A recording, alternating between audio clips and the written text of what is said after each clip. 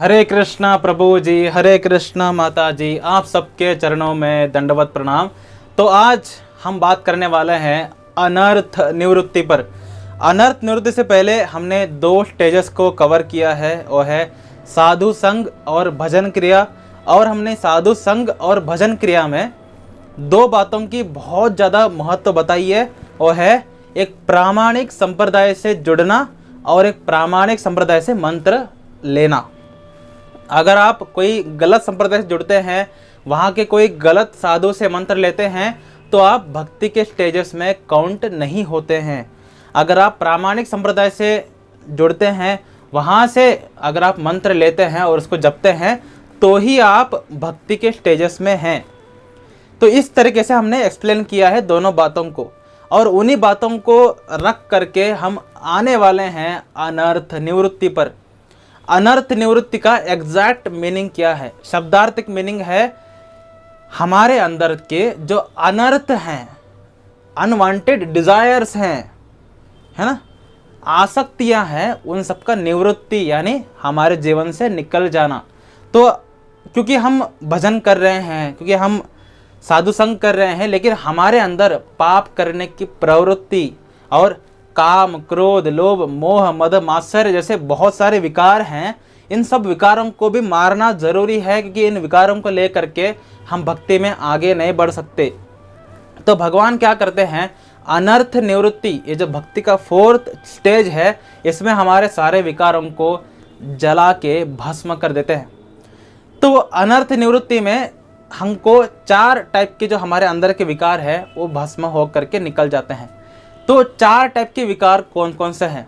एक है स्वरूप भ्रम, दूसरा है असत तृष्ण, थर्ड हृदय दौर्बल्यम, फोर्थ अपराध।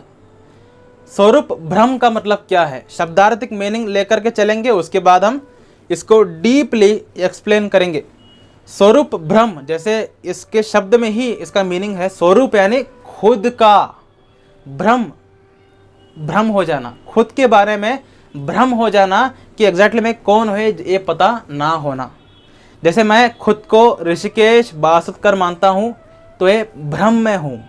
मैं खुद को ऋषिकेश मानता हूँ, तो मेरा भ्रम क्या हुआ, मैं अपने माँ का बेटा हूँ, पिताजी का बेटा हूँ, किसी का पति हूँ, किसी का पुत्र हूँ, किसी का दादाजी हूँ, किसी का दोस्त हूँ, किसी का बॉयफ्रेंड हूँ, किसी का पति हूँ, राइट। तो ये स्वरूप भ्रम है। इस तरीके से जब एक व्यक्ति को स्वरूप ब्रह्म जो इसका विकार है वो निकल जाता है, तो उसको असली स्वरूप उजागर होता है।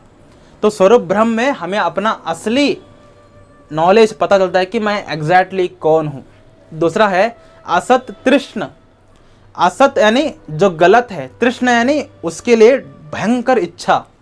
जो गलत है, जो मेरा नहीं है, उसको मेरा समझ करके उसमें भयंकर आसक्त रखना, असत तृष्ण। हृदय दौर्बल्यम, क्योंकि हम असत तृष्ण में लगे हुए हैं, तो जब भी हम भक्ति के कार्य को करने जाते हैं तो असत तृष्ण हमें खींच लेते हैं और हम हृदय से भक्ति के कार्य को नहीं कर पाते। हृदय क्योंकि दुर्बल है असत तृष्ण की वजह से। तो जैसे असत तृष्ण खत्म होगा, हमारे अंदर जो हृदय का दुर्बलता है, जिसके कारण हम आसक्त हैं इस मटेरियल वर्ल्ड से, इसका आसक्ति भी खत्म हो जाता है हृदय दुर्बल्य में। और फोर्थ है अपराध, क्योंकि हम भक्ति के बारे में डीपली जानते ही नहीं है, ना ही हमारे पास कोई भक्त है जो हमको सिखाए, ना ही हम शास्त्र पढ़ते हैं। तो क्योंकि हम कुछ भी नहीं जानते, तो हम अपने मन के हिसाब से इंस्टाग्राम में कुछ ही बांगड़ू के वीडियोस देख करके हम फॉलो करने लगते हैं, और इससे सेवा अपराध होता है, भक्तों के प्रति अपराध होता है, नाम अपराध होते हैं। तो ऑथेंटिक नॉलेज इज इन शास्त्र। शास्त्र को पढ़ करके जो व्यक्ति सेवा करता है उससे अपराध नहीं होते। तो क्योंकि हम अभी कुछ भी जानते नहीं है कैसे सेवा करना है, तो हमारे से अपराध भी होते हैं। तो ये हमारे जीवन के चार टाइप के विकार हैं।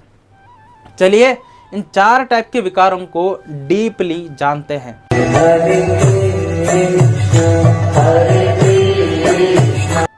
पहला विकार है स्वरूप भ्रम। जब भी आप कोई गलत संप्रदाय से जुड़ते हैं या गलत संप्रदाय से जुड़ने से पहले हर एक व्यक्ति को स्वरूप भ्रम में ही होता है। देखो, मैं शरीर के रूप में आया, मैं इंसान के रूप में आया और मेरा एक गरीब परिवार में जन्म हुआ, तो मैं खुद को आइडेंटिफाई कर रहा हूँ एक गलत परिवार, एक गरीब परिवार के रूप में। मेरा कर्तव्य क्या है? एक गरीब परिवार को ऊपर उठाना। क्योंकि मेरा जीवन को लेकर के आइडेंटिटी क्लियर नहीं है, तो मेरे जीवन के जो भी मैं कार्य करूं, यानी मैं अगर अपने परिवार को 1000 करोड़ का मालिक भी बना दूं, तो भी ये स्वरूप भ्रम ही है, क्योंकि मुझे पता ही नहीं है कि मैं एग्जैक्टली हूँ कौन, मेरा एग्जैक्ट कर्तव्य क्या है। अगर आप खुद को गरीब मानोगे, कर्तव्य अमीर बनना होगा। लेकिन अगर आप खुद को आत्मा के रूप में देखोगे, तो आपका कर्तव्य अमीर बनना थोड़ी ना है। आत्मा को पैसे से कोई लेना देना नहीं है, आत्मा को इस मटेरियल दुनिया से कोई लेना देना नहीं है, आत्मा को केवल परमात्मा से लेना देना है। तो जब एक व्यक्ति भक्ति करने लगता है और एक गलत संप्रदाय से जुड़ता है, तो गलत संप्रदाय उसको गलत स्वरूप बता देते हैं, जिसके कारण संप्रदाय से जुड़कर भी उसका स्वरूप ब्रह्म अनलॉक नहीं होता। अगर आप किसी अद्वैतवादी संप्रदाय से जुड़े, तो आपको स्वरूप ब्रह्म और फंसा देंगे, क्या बोल करके? तुम परमात्मा हो, तुम भगवान हो। तो जब आपको सच्चाई जानने के लिए आप गए थे, अपना स्वरूप ब्रह्म काटने के लिए गए थे, आपको क्या पता चल गया? दूसरा भ्रम, क्या? कि मैं भगवान हूँ, मैं परमात्मा हूँ। तो व्यक्ति, अगर आप गलत संप्रदाय से जुड़ते हैं, जैसे कुछ ऐसे भी संप्रदाय हैं जो ज्ञान मिश्रित भक्ति करते हैं, यानी खुद को दिखाते हैं कि मैं वैष्णव हूँ, मैं भक्त हूँ, लेकिन अंदर से मायावादी होते हैं, अंदर से अद्वैतवादी होते हैं। ये लोग क्या बोलते हैं कि नर नारायण बन सकता है, आप भगवान शिव बन सकते हैं, आप भगवान बन सकते हैं। ये जो गलत जानकारी दे रहे हैं, जो मायावाद फैला रहे हैं भक्ति के नाम पर, ऐसे संप्रदाय से जुड़ने पर भी आपका स्वरूप ब्रह्म अनलॉक नहीं होता। क्योंकि स्वरूप ब्रह्म का मतलब क्या है? मैं कौन हूँ, मुझे जाना किधर है, बस इतना ही। सिंपल 2 लाइन क्वेश्चन, मैं एग्जैक्टली कौन हूँ, मुझे एग्जैक्टली जाना किधर है। अगर मैं एग्जैक्टली खुद को परमात्मा मानूंगा, तो मैं जाऊंगा कहाँ? सब कुछ तो भगवान ही है। अगर मैं खुद को भगवान मानूं, तो मेरा कर्तव्य क्या है? डेटी वर्शिप करना क्यों करूं? क्योंकि मैं भगवान हूं। अगर मैं भगवान हूं, तो मैं डेटी वर्शिप क्यों करूं? मैं विग्रह सेवा क्यों करूं? इनके सामने अगरबत्ती क्यों जलाऊं? कि मैं खुद भगवान हूं। अगर मैं खुद भगवान हूं, तो मैं इनका नाम क्यों जपूं? राधा कृष्ण हरे कृष्ण हरे कृष्ण। तो जब हमारा स्वरूप ब्रह्म गलत होता है, जैसे अगर आप खुद को ये शरीर मानते हैं, तो आपका कर्तव्य क्या है? नाम जपना नहीं, डेटी वर्शिप नहीं। आपका कर्तव्य है शरीर को पालन पोषण देना, आपके शरीर से जुड़ने वाले लोगों को खुश रखना। तो जैसे ही आपका आइडेंटिटी जिस लेवल पे रहता है, उस लेवल के आपके कर्तव्य बनने लगते हैं। अगर आप खुद को मानते हैं कि मैं आत्मा हूँ, अब आपका कर्तव्य क्या है? आपका कर्तव्य है परमात्मा के साथ जुड़ना, परमात्मा का सेवा करना। इसको कहते हैं असली स्वरूप ब्रह्म को काटना। जब एक व्यक्ति को पता चलता है कि मैं आत्मा हूँ, मैं कृष्ण दास हूँ और परम भगवान कृष्ण है, तो मेरा कर्तव्य है भगवान श्री कृष्ण जी की सेवा करना। जब एक व्यक्ति इस बात को समझ लेता है, तब उसका स्वरूप ब्रह्म कट जाता है। लेकिन जब आप कोई ज्ञान मिश्रित संप्रदाय से जुड़ते हैं, जब आप अद्वैतवादी जैसे ज्ञानी संप्रदाय से जुड़ते हैं, तो क्या है? आपको और ज़्यादा अलग गलत स्वरूप ब्रह्म दे देते हैं। आप निकले थे स्वरूप ब्रह्म को काटने के लिए, आपके ऊपर और लेयर लगा दिया स्वरूप ब्रह्म का कि आप भगवान हैं, आप भगवान बन सकते हैं, आप नारायण बन सकते हैं। ऐसे उलूल जुलूल संप्रदाय से जुड़ने से हमारा स्वरूप ब्रह्म अनलॉक नहीं होता, हम स्वरूप ब्रह्म में ही अटक जाते हैं और हमारा पूरा जीवन गलत कार्य करने में निकल जाता है। जो एक्चुअली करना था वो हम नहीं करते, कुछ अलग ही कार्य कर देते हैं। उसके वजह से हमारा पूरा जीवन, हमको लगता है कि हमने पूर्ण जीवन दिया है इस पर्टिकुलर संप्रदाय को, कुछ भी प्रॉफिट नहीं होता। अगले जन्म में फिर से जन्म लेना पड़ता है, फिर से भक्ति करना पड़ता है। तो अगर आप कोई ज्ञान मिश्रित संप्रदाय से जुड़ते हैं, नुकसान आपका है। अगर आप अद्वैतवादी संप्रदाय से जुड़ते हैं, नुकसान आपका है। आपको फिर से एक बार जन्म लेना पड़ेगा असली भक्ति को करने के लिए। लेकिन अगर आप इन 4 संप्रदाय में से कोई एक संप्रदाय से जुड़ते हैं, तो आप बन जाते हैं स्वरूप ब्रह्म को काटने वाले पहले व्यक्ति। क्योंकि जैसे ही आप किसी सही संप्रदाय से जुड़े, जैसे हमारे रामानुजाचार्य जी का श्री संप्रदाय, अगर आप श्री संप्रदाय से जुड़ते हैं, आपको पहले दिन ही बताया जाता है कि विष्णु परम भगवान है और तुम उनके दास हो। स्वरूप ब्रह्म खत्म, स्वरूप ब्रह्म खत्म। यानी जो लोग गलत संप्रदाय से जुड़ करके पूरा जीवन दे रहे थे स्वरूप ब्रह्म को अनलॉक करने के लिए, आप पहले ही दिन स्वरूप ब्रह्म को काट दिए। इसीलिए इस्कॉन से जुड़ने वाले जितने भी लोग हैं, फर्स्ट डे में ही जान लेते हैं कृष्ण परम भगवान है, मैं उनका नित्य दास हूं। स्वरूप ब्रह्म खत्म हो गया। तो अनर्थ निवृत्ति में जितने भी सही संप्रदाय से जुड़ने वाले लोग हैं, वो स्वरूप ब्रह्म को फर्स्ट डे में ही काट देते हैं। इतना आसान है। लोगों को लगता है ना कि अनर्थ निवृत्ति का एक स्टेज को खत्म कर लिया। मैं जैसे एक्सप्लेन करता हूँ, अनर्थ निवृत्ति 10 साल का है। 2.5 साल असत तृष्णा, 2.5 साल स्वरूप ब्रह्म, 2.5 साल हृदय दौर्बल्यम, 2.5 साल अपराध। इन सबको क्रैक करने में 10 साल लगते हैं। लेकिन जो सही संप्रदाय से जुड़ता है, उसके लिए 1 मिनट लगता है स्वरूप ब्रह्म को अनलॉक करने के लिए। जैसे ही आप ब्रह्म मध्व व गौड़ीय संप्रदाय से जुड़ते हैं, आपको पता चलता है कृष्ण परम भगवान है और मैं उनका नित्य दास हूँ। जैसे ही आप वल्लभाचार्य जी के संप्रदाय से जुड़ते हैं, आपको पता चलता है कृष्ण और राधा रानी परम भगवान है और मैं उनका नित्य दास हूँ। जैसे ही आप निम्बार्क संप्रदाय से जुड़ते हैं, आपको फर्स्ट दिन ही पता चल जाता है राधा कृष्ण परम भगवान है और मैं उनका नित्य दास हूँ। सिंपल। यानी स्वरूप ब्रह्म को अनलॉक करने का सबसे ईजीएस्ट तरीका क्या है? एक प्रामाणिक संप्रदाय से जुड़ना। खत्म। अगर आप किसी गलत संप्रदाय से जुड़ते हैं, यूट्यूब में देख करके कि फला फला बाबा जी वृंदावन के इतने फेमस हैं, उनके करोड़ों सब्सक्राइबर्स हैं, राधा राधा जपते हैं, तो मैं उनसे जुड़ लेता हूँ, आपका स्वरूप ब्रह्म अनलॉक नहीं होने वाला। क्योंकि वो संप्रदाय गलत है, वो प्रामाणिक संप्रदाय नहीं है। तो गलत संप्रदाय आपके ऊपर और एक स्वरूप ब्रह्म ऐड कर देते हैं कि आप नारायण बन सकते हैं। ठीक है।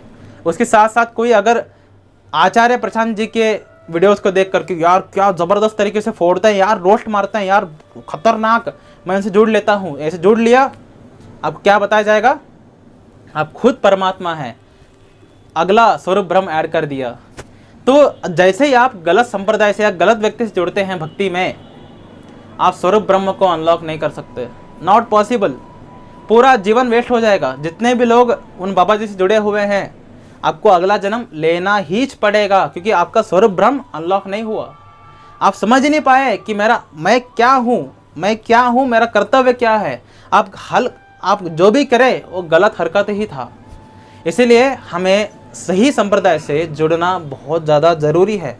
जैसे ही आप सही संप्रदाय जुड़ते हैं, जैसे श्री संप्रदाय, ब्रह्म मध्व गौड़ीय संप्रदाय और निम्बार्क संप्रदाय, वल्लभाचार्य जी का संप्रदाय, इन चारों में से कोई एक संप्रदाय से जुड़ते हैं, आपका फर्स्ट डे में ही स्वरूप ब्रह्म अनलॉक हो जाता है। First day. इस्कॉन में फर्स्ट डे ही बताया जाता है कृष्ण परम भगवान है और तुम उनका नित्य दास हो। फर्स्ट डे ही अनर्थ निवृत्ति का जो 4th स्टेज है, अभी वो व्यक्ति पारमार्थिक श्रद्धा में भी नहीं है, उसने फर्स्ट डे में ही अनर्थ निवृत्ति का स्वरूप ब्रह्म अनलॉक कर लिया। ओ भाई, यानी हमारे ग्रुप में ऐसे बहुत सारे लोग हैं जो अभी साधु संग या भजन क्रिया में है, लेकिन उनका अनर्थ निवृत्ति का स्वरूप ब्रह्म अनलॉक हो चुका है, क्योंकि वो लोग सही संप्रदाय से जुड़े हैं। This is the difference.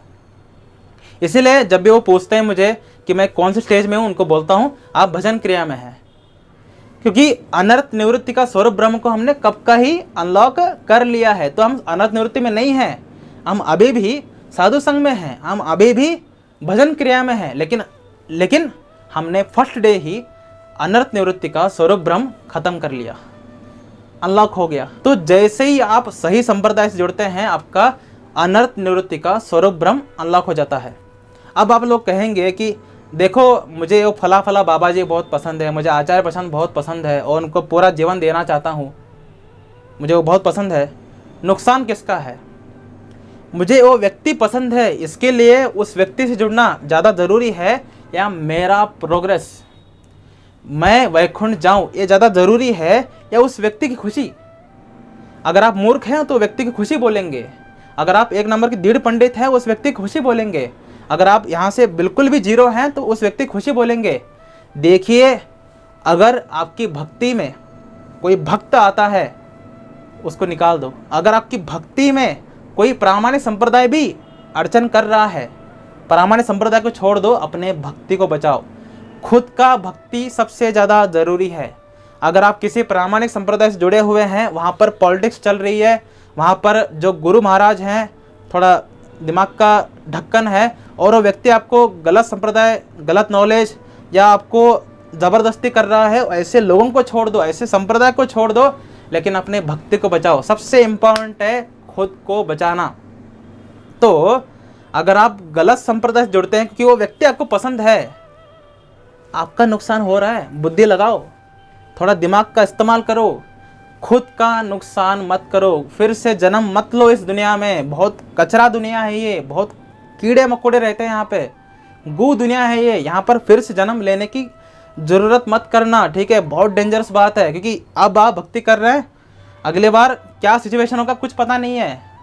इसीलिए गलत संप्रदाय से मत जुड़िए, सही संप्रदाय से जुड़ते हैं तो भी जो एक्चुअली उन्नत भक्त हैं उनसे जुड़िए। इस तरीके से खुद को ज़्यादा इम्पोर्टेंस दीजिए, ना कि उन व्यक्तियों की खुशी के लिए। जिस तरीके से आप खुद को बचा के चलते हैं तभी आप भक्ति में आगे बढ़ सकते हैं, नहीं तो माया सबको खदेड़ के फेंक देती है। तो हमने समझा कि जैसे ही हम किसी प्रामाणिक संप्रदाय से जुड़ते हैं तो फर्स्ट डे में ही हमारा स्वरूप भ्रम खत्म हो जाता है। अब दूसरा स्टेज अनर्थ निवृत्ति का वो है असत तृष्ण। तो असत तृष्ण का हमने वन लाइनर एक्सप्लेनेशन क्या दिया था? असत तृष्ण का मतलब है जो मेरा नहीं है उसको मेरा समझ करके आसक्त होना, दुख प्राप्त करना। फॉर एग्जाम्पल, आप जो पैसे कमा रहे हैं, अगर हम उसको मेरा पैसा मान लूँ तो अब मैं उस पैसे का किसी भी तरीके से इस्तेमाल कर सकता हूँ। सिगरेट पी सकता हूँ, दारू पी सकता हूँ, नॉनवेज खा सकता हूँ, क्योंकि पैसा मेरा है। अगर आप इस शरीर को खुद का मानोगे, ये शरीर मेरा है, मैं इसको किसी भी तरीके से इस्तेमाल कर सकता हूँ। मैं इसको ज़्यादा सुलाने में इस्तेमाल कर सकता हूँ, मास्टरबेशन कराने में इस्तेमाल कर सकता हूँ, सेक्स करने में इस्तेमाल कर सकता हूँ, मैं इस शरीर को ऐसे ही पड़े रहने में इस्तेमाल कर सकता हूँ, या वर्कआउट करने में इस्तेमाल कर सकता हूँ। कुछ भी मेरा शरीर है, मैं किसी भी तरीके से इस्तेमाल करूँ। तुम कौन हो मुझे बोलने वाले, राइट? इस तरीके से अगर कोई हमारा परिवार वाला है, हमारे पत्नी है, तो हम क्या बोलेंगे? ये पत्नी मेरी है, मैं कैसे भी इस्तेमाल करूं, मैं जब चाहूँ इसके साथ कामुक कार्य करूं, इसका मन है या नहीं मुझे पता नहीं, मैं इसका मैरिटल रेप करूं, मैं इस पत्नी को नौकर की तरह इस्तेमाल करूं, है ना? मेरे माता पिता हैं, मेरे ही माता पिता हैं, मैं उनको वृद्धाश्रम में डालूं या कहीं पर भी डालूं। तो असत तृष्णा में क्या होता है? व्यक्ति जो मेरा नहीं है उसको मेरा समझ करके उस पर अत्याचार करता है, उसको भोगने की इच्छा करता है। तो असत तृष्णा को तोड़ने का मतलब क्या है? दिव्य ज्ञान प्राप्त करना और ये समझना कि मेरा एग्जैक्टली कौन है, मेरा एग्जैक्टली कौन नहीं है। जब आपको ये रियलिटी पता चलता है कि है जिस परिवार को मैं खुद का समझ रहा था ये शरीर का परिवार है। जैसे एक रेलवे चल रहा है, एक पैसेंजर यहाँ से चढ़ा, दूसरा पैसेंजर यहाँ से चढ़ा, तीसरा पैसेंजर नेक्स्ट स्टेशन से चढ़ा, और सब लोग आकर के एक ही डब्बे में बैठे हुए हैं। कुछ लोग पुड़िया खा रहे हैं, कुछ लोग पनीर खा रहे हैं, कुछ लोग बर्गर खा रहे हैं, कुछ लोग पिज्ज़ा खा रहे हैं, एक दूसरे के साथ शेयर कर रहे हैं, बातें कर रहे हैं, ताकि एक दिन डेस्टिनेशन आए। और एक दिन यानी डेस्टिनेशन आने तक, जैसे ही डेस्टिनेशन आया सब लोग अलविदा बोल करके निकल जाते हैं अपने अपने स्थान में। इसी तरीके से माया जो है, प्रकृति जो है, एक व्यक्ति को उठा करके यहाँ पर लेके आई, एक व्यक्ति को उठा करके यहाँ पर लेके आई, एक व्यक्ति को उठा करके यहाँ पर लेके आई। अब तुम परिवार हो, और जब तक हमें मृत्यु नहीं आता तब तक ही हम परिवार के साथ डीलिंग करते हैं कि परिवार वाले ए ए ए। जैसे ही मृत्यु आया, डेस्टिनेशन आया, उतर जाओ। तो जब तक हम परिवार को खुद का मानते रहेंगे तब तक हम इस भ्रम में रहेंगे, तब तक हम खुद को क्या कर्तव्य है, मुझे एग्जैक्टली करना क्या है, समझ नहीं पाएंगे और हमारा जो असत तृष्णा है वो बना रहेगा। आसक्तियाँ बनी रहेंगी जो भक्ति के लिए बाधक बनेंगे। आप भक्ति करना चाहते हैं लेकिन घर में बच्चे भूखे हैं, मैं हरि कथा सुनना चाहती हूँ, बच्चे भूखे हैं, क्या करूँ? तो बच्चों को पेट भरने में मैंने अपना पूरा समय बिता दिया, हरि कथा सुन नहीं पाई। तो भक्ति में बच्चे अवरोध हो रहे हैं। इसका मतलब यह नहीं कि बच्चों को मार करके भक्ति चले जाओ, अपना कर्तव्य पूरा करो, भक्ति भी करो, है ना। तो असत तृष्णा में क्या बोलता है कि हमें जो मेरा नहीं है उसको छोड़ने की ज़रूरत नहीं है, उसको भगवान की सेवा में लगाने की ज़रूरत है। अगर जिन बच्चों की वजह से मैं हरि कथा नहीं सुन पा रही, अगर वो बच्चे भी हरि कथा में इंटरेस्ट लेना शुरू कर दे तो बच्चों को मैं खाना खिलाऊंगी, बच्चों को लेके जाऊंगी अपने कंधे पे, हरि कथा में बैठ जाऊंगी, तीनों लोग हरि कथा सुनेंगे। तो अगर आप परिवार से आसक्त हैं और परिवार से आसक्ति की वजह से अगर आप भक्ति नहीं कर पा रहे तो परिवार वालों को भक्ति में लगा दीजिए। सिंपल। असत तृष्णा को अनलॉक करने का सिंपलेस्ट वे है, जिस भी चीज से आप आसक्त हैं, जो आपका नहीं है लेकिन आपने इसको खुद का मान करके आसक्त हो रहे हैं, उन सबको भगवान की सेवा में लगा दीजिए तो आपका आसक्ति उन चीज से खत्म हो जाएगा, भगवान में लग जाएगी। जैसे परिवार वाले सारे के सारे परिवार वालों से मेरा प्रगाढ़ आसक्ति है, मेरे दादा दादी, मेरे माता पिता, मेरा भाई, 6 लोगों का परिवार। I am very much love my परिवार। तो अगर मैं अपने दादा दादाजी से भगवान के लिए जो भोग लगने वाला है उसके लिए मैं वेजिटेबल्स कटिंग करवाऊं, अपने माता से भोग रेडी करवाऊं, मैं खुद सामान लेके आऊं, मेरा भाई सफाई करेगा, मेरे पिता डेटी वर्शिप करेंगे, तो एक तरीके से पूरा परिवार कृष्ण की सेवा में लग गया। और हम पूरा परिवार क्योंकि कृष्ण की सेवा में है तो पूरा का पूरा परिवार भक्ति में आगे बढ़ेगा और कोई भी किसी से आसक्त नहीं होगा, क्योंकि पूरा परिवार आसक्त है राधा कृष्ण जी से। अगर आप अपने पैसे से आसक्त हैं, उस पैसे को भगवान कृष्ण जी के सेवा में लगाइए। जैसे हमने मोबाइल खरीदा है, जैसे हमने ट्राइपॉड खरीदा है, हम यूट्यूब पे वीडियो बना रहे हैं, शर्ट खरीदा है, ये सब भगवान की सेवा के लिए है। इस शर्ट को मैं कभी भी बाहर जाने के लिए या बाहर घूमने के लिए यूज़ नहीं करता। This is only for making video. ये शर्ट मैंने केवल और केवल वीडियो बनाने के लिए लिया है। This shirt is only for the सेवा। इस तरीके से मैंने अपना पैसा भगवान की सेवा में निवेश किया है। समझ रहे हो? तो अगर आप अपने पैसे को भगवान की सेवा में लगाओ तो आपका पैसा भी भगवान की सेवा में लग जाएगा और पैसे से आसक्ति मिट जाएगी। तो पैसा आपको भक्ति करने से रोकेगा नहीं। मुझे करोड़ों रुपए कमाना है, भक्ति करने का समय ही नहीं है।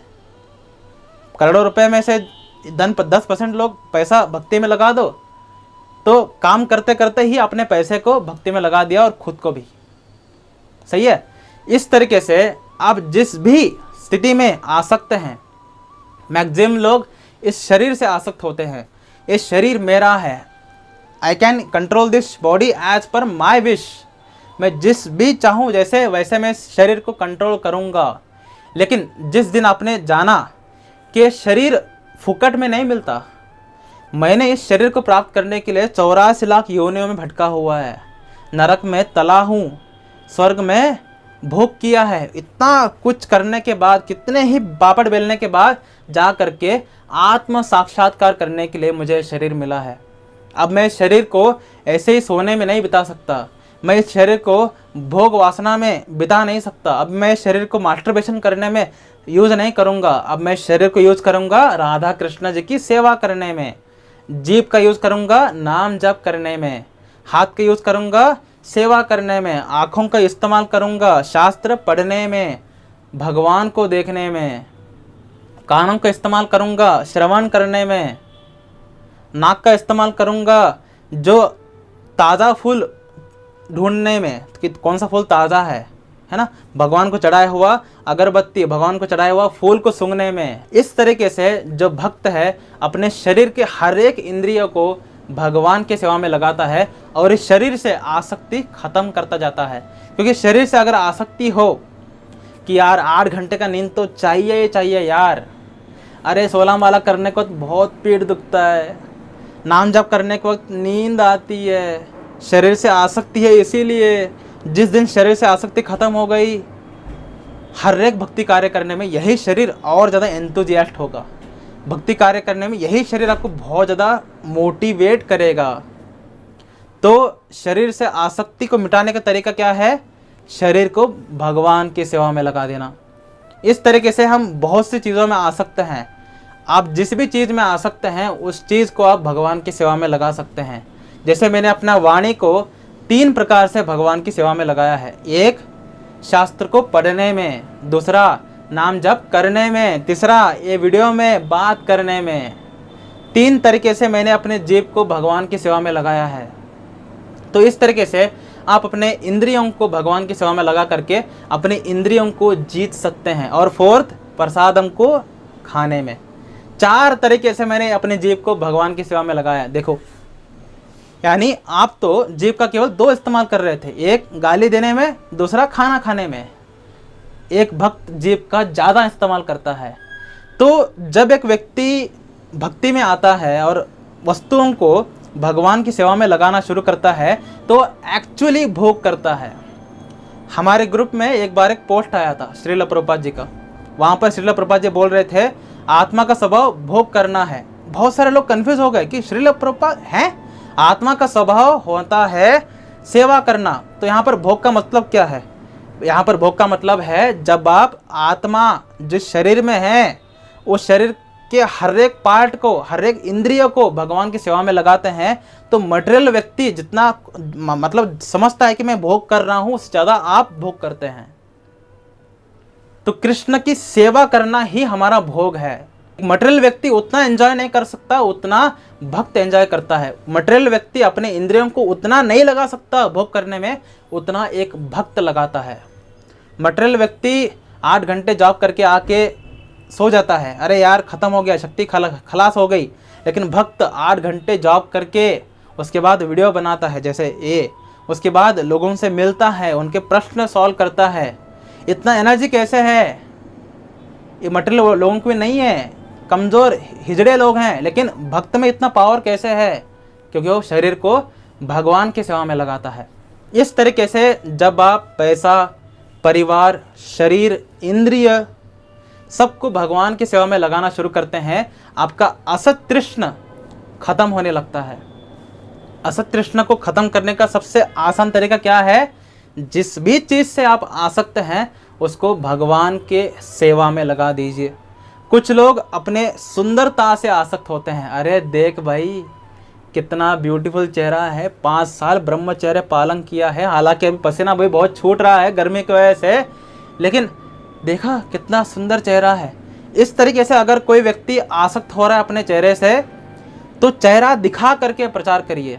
जैसे कुछ भक्त दिखने में उतने अच्छे नहीं हैं, इसलिए लोग क्या करते हैं चेहरा नहीं दिखाते, एनिमेशन वीडियो बनाते हैं, बैकग्राउंड में आ करके वीडियो बनाते हैं, क्योंकि वो अपने शरीर से भी आसक्त नहीं है और दिखने में भी अच्छे नहीं हैं। लेकिन जो लोग दिखने में अच्छे हैं उनको बैकग्राउंड में रह करके वीडियो नहीं बनाना चाहिए, उनको वीडियो के सामने आना चाहिए, स्टेज के सामने आना चाहिए, लोगों के सामने आ करके उनको प्रचार करना चाहिए। इस तरीके से प्रचार करने से उनका सुंदरता के प्रति जो आकर्षण है ख़त्म हो जाएगा। क्योंकि मैं खुद को अरे यार आई एम पावरफुल, मेरा बॉडी मस्त, मेरा चेहरा मस्त, ऐसा मैं भ्रम में था, तो मैंने अपने बॉडी को, चेहरे को कैमरा के सामने लेके आया, लोगों के सामने लेके आया, प्रचार किया, अब मेरा सुंदरता से मेरा आसक्ति कम होते जा रहा है। इस तरीके से आप जिस भी वस्तु से आसक्त हैं उसको आप भगवान की सेवा में लगा करके उस पर्टिकुलर वस्तु के लिए आकर्षण खत्म कर सकते हैं। इसको कहते हैं असत तृष्ण से मुक्त होना। पहले हम स्वरूप ब्रह्म से मुक्त हुए, सही संप्रदाय से जुड़ करके, सही ज्ञान ले करके, सही ज्ञान में पता चल गया कि मैं कृष्ण हूँ, मैं कृष्ण का दास हूँ, मैं आत्मा हूँ, कृष्ण परम भगवान है। तो अब क्योंकि मेरा रियल नॉलेज पता चल चुका है तो अब मैं सही कर्तव्य करूँगा। सही कर्तव्य क्या है? अपने शरीर को, अपने परिवार को, अपने पैसे को, अपनी इंद्रियों को कृष्ण की सेवा में लगाना। यानी हर एक भक्त का पहला जो वस्तु अनलॉक होता है वो स्वरूप ब्रह्म ही होता है। जैसे ही आप सही संप्रदाय से जुड़े, आपका पहला जो अनलॉक होगा वो है स्वरूप ब्रह्म। स्वरूप ब्रह्म जैसे ही अनलॉक हुआ, आपको पता चल गया मेरा कर्तव्य क्या है। जैसे ही कर्तव्य पता चला, अब वो व्यक्ति क्या करेगा? सही कर्म करेगा। सही कर्म क्या है? भगवान की सेवा करना। तो जैसे ही आप सही कर्म करने लगते हैं, क्योंकि आपका आसक्ति मिट रहा है, तो आप स्वरूप अनर्थ निवृत्ति के तीसरे स्टेज को खत्म कर देते हैं। ओ है हृदय दुर्बल्यम। हृदय दुर्बल्यम का मतलब क्या है? हृदय दुर्बल्यम एक्चुअली असत तृष्णा से पहले आता है, लेकिन मैंने बाद में एक्सप्लेन कर रहा हूं। क्यों? समझाता हूं। जब एक व्यक्ति को पता नहीं होता कि मेरा एग्जैक्टली कर्तव्य क्या है, जब एक व्यक्ति को पता नहीं होता कि मैं एग्जैक्टली हूं कौन, मेरा कर्तव्य क्या है, अब वो कन्फ्यूजन में है। भक्ति कर रहा है, अभी तक क्लियर नहीं हुआ है स्वरूप ब्रह्म। भक्ति कर रहा है, अभी तक पता नहीं है कि मटेरियल दुनिया में कुछ आनंद नहीं है, तो मटेरियल दुनिया में भी एक पैर रख रहा है, भक्ति दुनिया में भी एक पैर रख रहा है। दोनों बोट चल रहे हैं, अब इसका फट रहा है नीचे से। इसको कहते हैं हृदय दौर्बल्यम। हृदय दौर्बल्यम का मतलब क्या है? एक पैर भक्ति दुनिया में, एक पैर मटेरियल दुनिया में, दोनों बोट चल रहे हैं और इसका फट रहा है, इसको दर्द हो रहा है। यहाँ से भक्ति भी नहीं हो रहा है और यहाँ से मटेरियल भोग भी नहीं हो रहे हैं। दोनों तरफ मार पड़ रही है। यहाँ पर भक्त भी चिल्ला रहे हैं, यहाँ पर मैनेजर चिल्ला रहा है, यहाँ पर गुरु महाराज चिल्ला रहे हैं, यहाँ पर पत्नी चिल्ला रही है, यहाँ पर दोस्त चिल्ला रहे हैं, यहाँ पर माँ बाप चिल्ला रहे हैं। हर तरफ मारा मारी, हर तरफ चीड़ा फाड़ी। इसको कहते हैं हृदय दुर्बल्यम। तो हृदय दुर्बल्यम खत्म कैसे होता है? जब एक व्यक्ति का स्वरूप ब्रह्म खत्म हो जाता है। उसको पता चल गया कि मैं कृष्ण का दास हूँ, कृष्ण परम भगवान है। तो क्योंकि मेरा मटेरियल दुनिया से कोई ताल्लुकात ही नहीं है, छोड़ो इसको, मैं चलता हूँ भक्ति दुनिया में। लेकिन भक्ति दुनिया में आया, लेकिन मटेरियल दुनिया उसको खींच रही है। अले अले अले तू मेरा बेटा, अरे तू मेरा पोता, अरे तू मेरा बाप, अरे तू मेरा पति, है ना। इस तरीके से लोग अब खींच रहे हैं। और यहाँ पर भी ममता जग रही है। क्या करें, मेरे परिवार को छोड़ करके इस्कॉन ज्वाइन किया, क्या करूँ क्या करूँ क्या करूँ। हृदय दुर्बल्यम। हृदय दुर्बल्यम कैसे खत्म होगा? असत तृष्णा खत्म करने पर। यानी हम पहले जो अनुभव करते हैं भक्ति में, वो हृदय दुर्बल्यम ही होता है। लेकिन हृदय दुर्बल्यम खत्म कैसे होता है? स्वरूप ब्रह्म खत्म होने पर, असत तृष्णा खत्म होने पर। हृदय दौर्बल्यम में हमको मटेरियल दुनिया खींच रही है, भक्ति में लोग कॉलर पकड़े हुए हैं, यहाँ पर कृष्ण पकड़ा हुआ है और यहाँ से नीचे शर्ट खींच रहे हैं और हमारा यहाँ पर पूरा हालत खराब। हृदय दौर्बल्यम बिल्कुल यही है। लेकिन जैसे ही हम समझे कि हम कृष्ण के नित्य दास हैं, यहाँ कृष्ण खींच रहे हैं, हमने बोला कृष्ण को ज़रूरत नहीं है, कृष्णा मैं आ रहा हूँ। और यहाँ पर जो शर्ट खींच रहे थे उनको हटा दिया है, निकल साला, और हम इस्कॉन ज्वाइन कर दिया। हमने कोई प्रामाणिक संप्रदाय ज्वाइन कर लिया। लेकिन ज्वाइन करने पर भी हमको परिवार वाले कभी कभी हमारा लुंगी खींच रहे हैं, पैंट खींच रहे हैं, अंडरवेयर खींच रहे हैं, ठीक है। तो हमारा दिमाग खराब होना शुरू हो जाता है कि यार परिवार वालों को मैंने छोड़ के आ गया, यहाँ पर भक्ति भी पूरी अच्छे से नहीं कर पा रहा, तो मैंने परिवार वालों को भी लगा दिया भक्ति में। अगर मैं किसी पर्टिकुलर आस्था संस्था से ज्वाइन भी नहीं करा, वहाँ पर रहता नहीं हूँ, लेकिन मैं रहता हूँ पीजी में, वहाँ का दुनिया से मैं अनजान हूँ, वहाँ पर मैं आसक्त हो रहा हूँ, लेकिन मैं अगर भक्ति कर रहा हूँ तो मैं पीजी का ये रूम जो है उसको भी भक्ति में लगा रहा हूँ। देखा, बढ़िया है ना। तो इस तरीके से आप जहाँ पर भी हैं, अगर आप असत तृष्णा को इम्प्लीमेंट करते हैं हृदय दौर्बल्यम के वक्त, तो आप असत तृष्णा जैसे ही खत्म होती है, हृदय दौर्बल्यम खत्म हो जाता है। हृदय दौर्बल्यम दो चीज़ों पर डिपेंडेंट है, एक स्वरूप भ्रम, दूसरा है असत तृष्णा। जैसे ही आपका स्वरूप भ्रम असत तृष्णा खत्म हुआ, हृदय दौर्बल्यम अपने आप खत्म हो जाता है। तो हृदय दौर्बल्यम का मतलब क्या है? हमने भक्ति करने का कोशिश कर रहे हैं, हमने संकल्प लिया है every day I will chant 16 माला, लेकिन क्योंकि मैं परिवार से आसक्त हो गया, मैं अपने दोस्तों से आसक्त हो गया, मैं नेटफ्लिक्स से आसक्त हो गया, मैं मोबाइल से आसक्त हो गया, अब मैं अपना सेवा ही नहीं कर पाया, अपने संकल्प को पूरा ही नहीं कर पाया। क्योंकि आसक्ति मटेरियल दुनिया से है तो भक्ति दुनिया के संकल्प पूरा नहीं हो पा रहे, क्योंकि हृदय दुर्बल है। हृदय दौर्बल्य को खत्म करने का तरीका क्या है? आसक्ति को मिटाना। आसक्ति को मिटाने का मतलब ये नहीं है कि इनसे दूर हो जाना। मैं मोबाइल को छूंगा ही नहीं, मैं केवल भागवतम पढ़ूंगा। ओपन कर लिया भागवतम, मोबाइल की याद आ रही है, मोबाइल की याद आ रही है, मोबाइल की याद आ रही है, मोबाइल पकड़ लिया। ऐसे फालतूगिरी नहीं करने का। मोबाइल को लेने का, ट्राइपॉड पर चिपकाने का, इस तरीके से वीडियो बनाने का, मोबाइल को लेने का, कोपचे में रखने का, हरी कथा प्ले करने का, सुनने का, मोबाइल को लेने का, सॉन्ग प्ले करने का, भक्ति भजन नाचने का। इतना करोगे मोबाइल से आसक्ति खत्म हो जाएगी। सिंपल।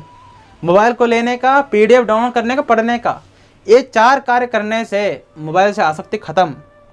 तो भक्ति में जो मोबाइल पढ़ने में दिक्कत दे रही थी, अब मोबाइल है छोड़ने, अब बकवास भक्ति।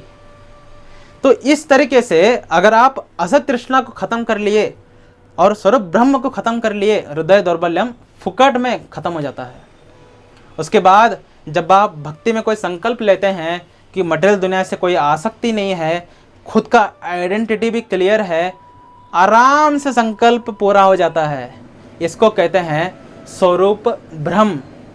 और असत तृष्णा खत्म होने पर आने वाला हृदय दौर्बल्यम। तो हमने अनर्थ निवृत्ति के 3 स्टेजेस को डीपली और तत्व से जानने का प्रयत्न किया है कि 3 स्टेजेस की समरी क्या है। जैसे ही आप सही संप्रदाय से जुड़ते हैं, आपको पता चलता है कि मैं कौन हूँ, मेरा कर्तव्य क्या है, मुझे जाना किधर है। क्लियर? जैसे ही आपको समझ में आया, आपने अपने परिवार वालों को जहाँ पर भी आपका आसक्ति है उसको कृष्ण की सेवा में लगाना शुरू कर दिया। जैसे कृष्ण की सेवा में लगाना शुरू कर दिया तो मटेरियल दुनिया आपको खींच रही थी, उसके लिए आसक्ति खत्म होना शुरू हो गया और आप संकल्प को पूरा भी कर पा रहे हैं। तो इस तरीके से अनर्थ निवृत्ति के तीनों स्टेज हम कॉन्कर कर लेते हैं। तो इसमें समय कितना लगता है? अगर आप सही संप्रदाय को ढूंढने में आपका पूरा जीवन चला गया तो आपने पूरा जीवन ही दे दिया स्वरूप ब्रह्म को अनलॉक करने में।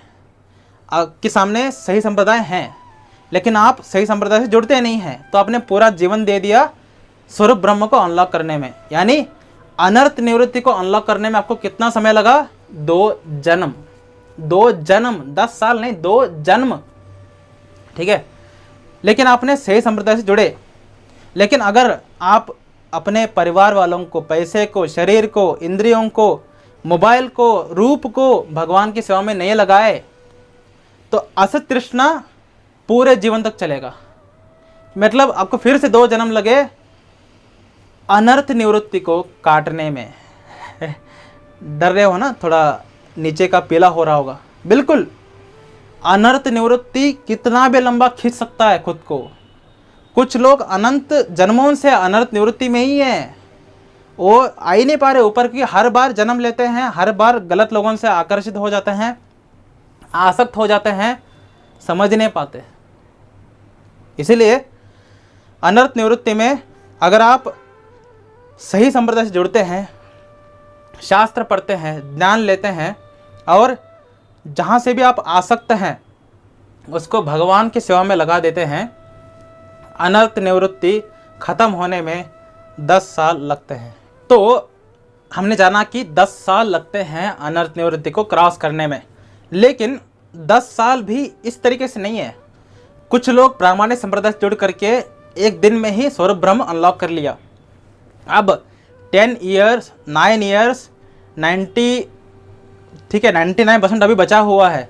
तो कुछ लोग जो प्रामाणिक संप्रदाय से जुड़े हुए हैं उनके नियमों को एज इट इज़ फॉलो करते हैं। जैसे अगर आप इस्कॉन से जुड़े, आपको बताया गया 4 नियमों का पालन करना है, 16 माला जप करना है।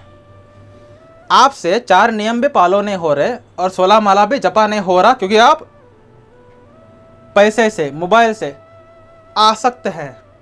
लेकिन अगर आप सारे के सारे चीज़ों को प्रचार करने में लगा दिए, अगर आप केवल प्रचार करने में उस्ताद हो गए, आपने सोचा नहीं मैं केवल भक्ति नहीं करूँगा, मुझे 10 साल अनर्थ निवृत्ति में रहना हिच नहीं है।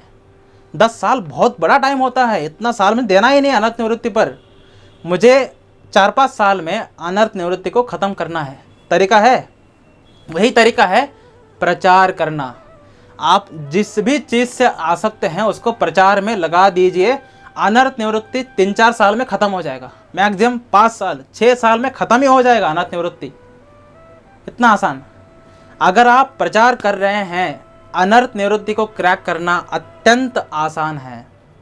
अगर आप अपने जीवन के जो भी चीज़ें हैं, पैसे को लगा दिया प्रचार में, मोबाइल खरीदने में, ट्राइपॉड खरीदने में, माइक खरीदने में, शर्ट खरीदने में, प्रचार में, मोबाइल को लगा दिया प्रचार में, शरीर को लगा दिया प्रचार में, परिवार से अगर पत्नी से आसक्त हो पत्नी को भी लेके आओ वीडियो में, शूट वीडियोस, परिवार से आसक्त हो परिवार को लेके आओ, शूट वीडियोस, परिवार को बोलो डिस्ट्रीब्यूट करे भगवत गीता, परिवार को बोलो मंदिर जाए, आपका जो भी है सबको प्रचार में लगा दीजिए।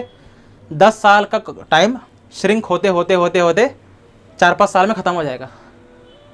क्योंकि सबसे कठिन काम है अनर्थ निवृत्ति में असत तृष्ण, क्योंकि स्वरूप ब्रह्म तो अत्यंत ईजिली अनलॉक हो जाता है सही संप्रदाय से जुड़ने से। हृदय दौर्बल्यम डिपेंडेंट है इन दोनों पे, असत तृष्ण और स्वरूप ब्रह्म पे। स्वरूप ब्रह्म अनलॉक कर लिया, असत तृष्ण ही सबसे बड़ा चलता है। अगर आप असत तृष्ण पर काम करें, असत तृष्ण को क्रैक करने का तरीका क्या है, जो मेरा नहीं है उसको कृष्ण की सेवा में लगा देना, क्योंकि कृष्ण मेरे हैं। कृष्ण की सेवा में सब कुछ लगा दो, प्रचार करो, असत तृष्ण बहुत जल्दी खत्म हो जाएगा, हृदय दौर्बल्यम अपने आप कंट्रोल में आ जाएगी। लेकिन लेकिन लेकिन एक बात आपको यहाँ पर फंसा सकती है, और है अपराध। अपराध व्यक्ति को ऐसा गिरा सकती है कि व्यक्ति जो भी अचीव किया है, यानी 4-5 साल में प्रचार करके उसने तीनों को अनलॉक कर लिया, लेकिन अपराध की वजह से तीनों का पोटेंशियल ख़त्म हो गया। फिर से मुझे भौतिकता में रस आना शुरू हो गया, फिर से मैं भूल गया कि मैं कृष्ण का नित्य दास हूँ, मैं खुद को परमात्मा मानना शुरू कर दिया, या मैं खुद को जीव मानना शुरू कर दिया। अपराध कितने प्रकार के होते हैं? 4 प्रकार के अपराध होते हैं। तो 4th अनर्थ क्या है? अपराध। पहला प्रकार का अपराध है नाम अपराध। नाम अपराध कितने होते हैं? 10 होते हैं। दूसरा प्रकार का अपराध है भक्त अपराध, भक्तों के प्रति किया गया अपराध, जिसको हम वैष्णव अपराध भी कहते हैं। वैष्णव अपराध कितने प्रकार के होते हैं? 10 प्रकार के। तीसरा है धाम अपराध, जो वृंदावन धाम है, मथुरा है, अयोध्या है, इन धाम में जा करके जो हम अपराध करते हैं, यानी धाम में जा करके कूड़ा डालना, वहाँ पर जा करके गंगा नदी में नहा करके गंगा नदी को पूरा कलुषित कर देना, धाम अपराध है ये। और वृंदावन जा करके पानी में कचरा फेंकना धाम अपराध है। इस तरीके से जो हम धाम अपराध करते हैं उससे भी हमारा भक्ति डाउन गिरता है। और 4th अपराध है सेवा अपराध। धाम अपराध 10 प्रकार के होते हैं, सेवा अपराध 32 प्रकार के होते हैं। 10 नाम अपराध, 10 वैष्णव अपराध, 10 धाम अपराध, 32 सेवा अपराध। जब हम इन सब को यानी 62 अपराधों को समझते हैं और एक भी अपराध ना करते हुए भक्ति करते हैं, तो ही हम अनर्थ निवृत्ति को क्रैक कर सकते हैं। तो ये 62 प्रकार के अपराध क्या क्या हैं, इसी वीडियो में अगर मैं बनाना शुरू कर दूं तो ख़त्म हो जाऊंगा, ठीक है। इसलिए मैं अगले वीडियो में 62 प्रकार के अपराधों को कवर करूंगा।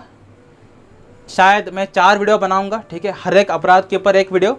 इस तरीके से हम 62 अपराध एक्सप्लेन करेंगे। देखो अब तक मैंने कितना 45 मिनट्स या 43 मिनट्स या 42 मिनट्स तक मैंने ऑडियो रिकॉर्ड मतलब वीडियो रिकॉर्ड किया है, और इसमें मैंने अनर्थ निवृत्ति के 3 स्टेजेस को कैसे अनलॉक करना है एक्सप्लेन किया है। लेकिन और एक स्टेज है, वो है अपराध। अपराध के ऊपर फिर से वीडियो बनाएंगे, उसमें हम एक्सप्लेन करेंगे कि कितने प्रकार के अपराध होते हैं, क्या क्या अपराध होते हैं, और अपराध करने से क्या क्या इम्पैक्ट आता है, और किस तरीके से ये जो हमने 3 अचीव किया है ये 3 बर्बाद हो जाता है। तो मिलते हैं अगले वीडियो में। हरे कृष्णा।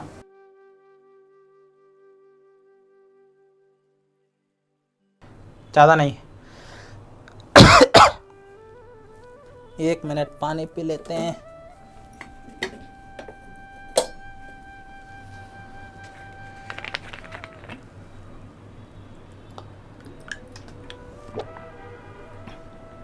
पिछले 36 मिनट से वीडियो बना रहा हूँ मैं।